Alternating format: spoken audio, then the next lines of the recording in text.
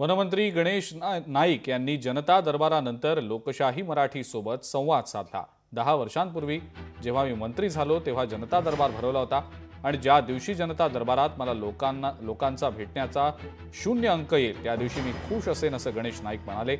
प्रत्येक पक्षाला आपला पक्ष वाढवण्याचा अधिकार आहे। जर गरज पडली तर दर 15 दिवसांनी मी जनता दरबार घेईन। लवकरच ठाणे शहरात जनता दरबार असेल असं गणेश नाईक यांनी म्हटलंय। गणेश नाईक यांच्यासोबत संवाद साधलाय आमची प्रतिनिधी आकांक्षा देशमुख हिनं।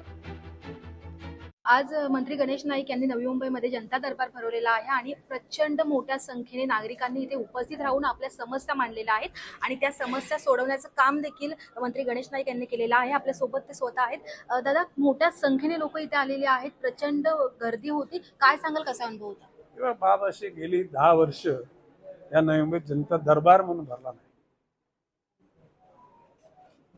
10 वर्षापूर्वी माझ्या 3 वेळा मी मंत्री झालो त्यावेळेला 2000हून अधिक जनता दरबार मी घेतले। त्याच्यामध्ये प्रामुख्याने नवी मुंबई, ठाणे, भाईंदर, मग कल्याण, डोंबिवली, उल्हासनगर, भिवंडी, वसई, विरार, पालघर, डहाणू, तलासरी, वाडा, मोखाडा हे सगळ्या तालुक्यात जाऊन मी दरबार घेतले आणि त्यावेळेला जनतेच्या व्यथांना रस्ता काढण्याचा प्रयत्न केला।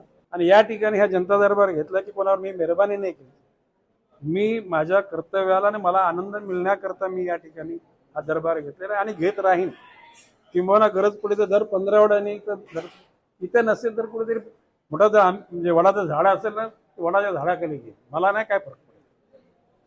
आपल्याला काय खुर्चीच पाहिजे, एसीच पाहिजे, इट्स नॉट रिक्वायर्ड।